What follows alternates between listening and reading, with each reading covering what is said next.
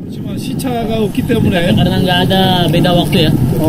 피곤하다고 생각하면 더 피곤해질 수 Seperti kemarin, 있어요. jadi jangan anggap dirinya capek. Kalau itu makin capek. Nah, oke teman-teman, kali ini saya akan kembali lagi yang membahas mengenai kabar terbaru dari timnas Indonesia. Dan di sini pun saya akan fokus ya mengenai updatean untuk Piala Asia.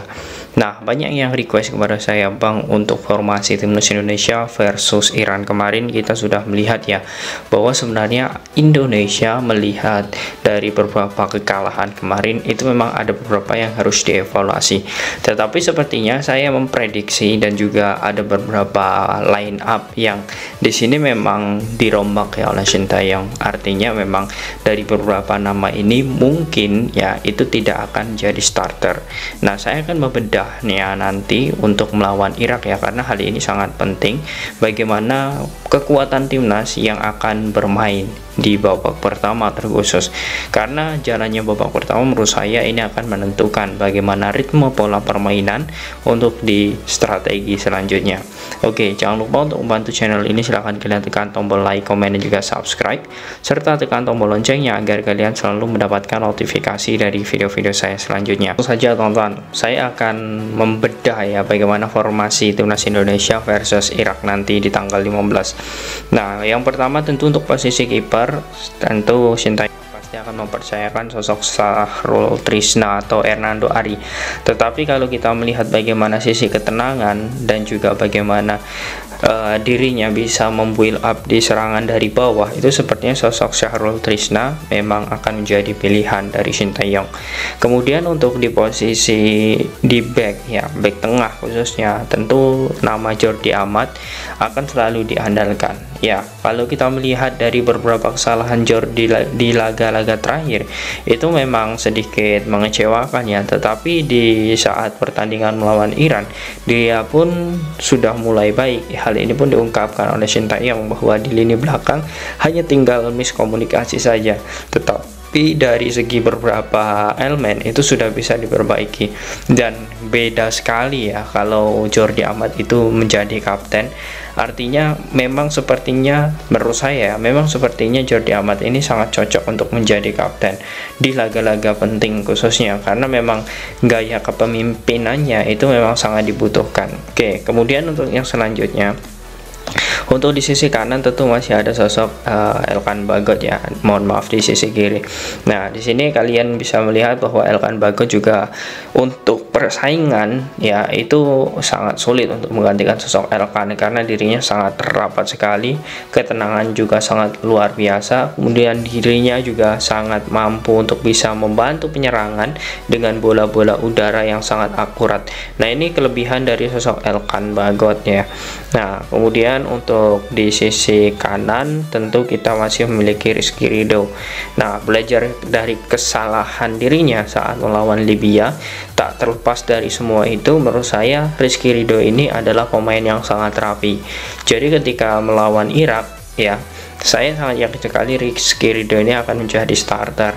Oke, sebelum saya melanjutkan ya, jadi Sintayong ini akan menggunakan ya, kalau dari pertandingan terakhir itu dia menggunakan formasi 3-4-3. Nah, di mana 3-4-3 ini akan menjadi formasi 6 back nantinya, dan Rizky Ridho ini akan tetap menjadi posisi sebagai back kanan, dan di sini akan ditopang oleh sosok Justin Hubner yang akan menjadi gelandang bertahan. Nah, sosok Justin Hubner ini juga permainannya sangat mobile, sangat bagus.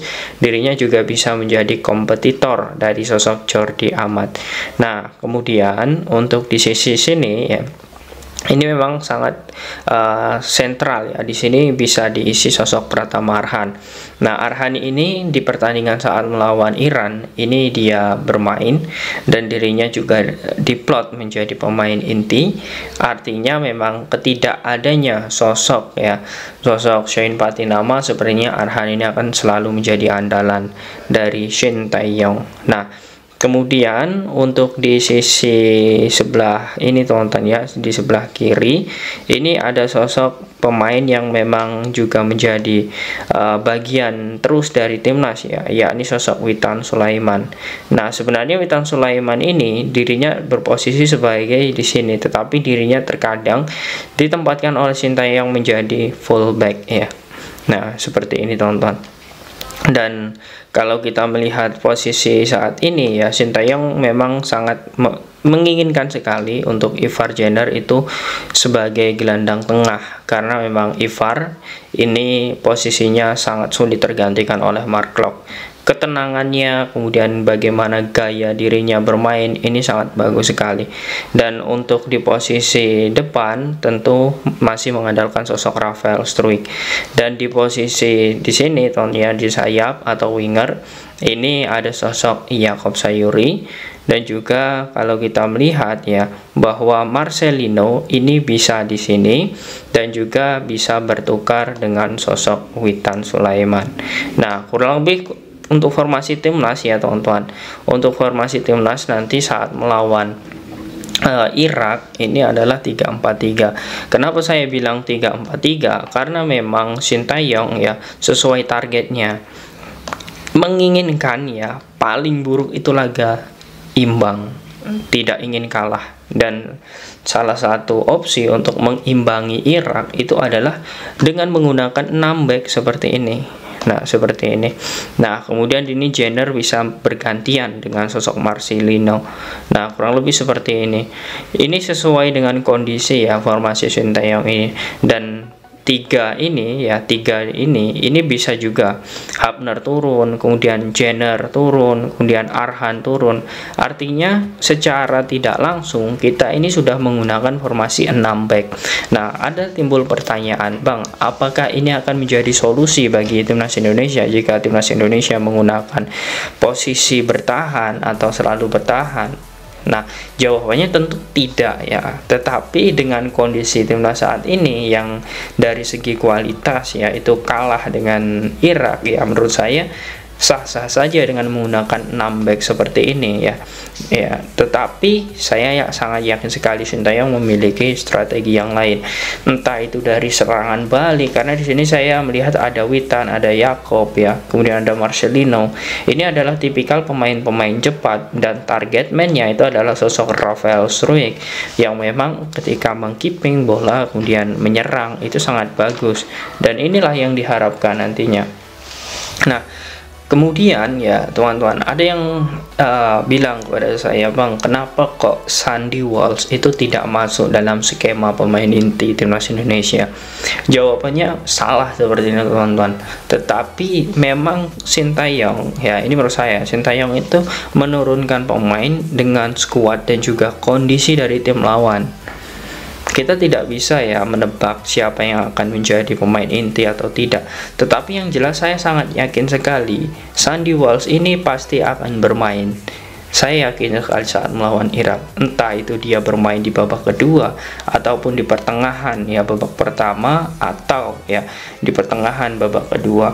Karena sosok Sandy Walsh ini sangat dibutuhkan. Tetapi karena di sini ya posisi Sandy Walsh ini memang menurut saya ya di kanan dia bisa, di kiri juga bisa. Jadi Sandy Walsh ini bisa menggantikan Jenner. Jenner lebih ditarik ke depan, kemudian Witan ini nantinya yang ditarik bisa saja menggantikan sosok Sandy Walsh. Nah, seperti itu teman-teman.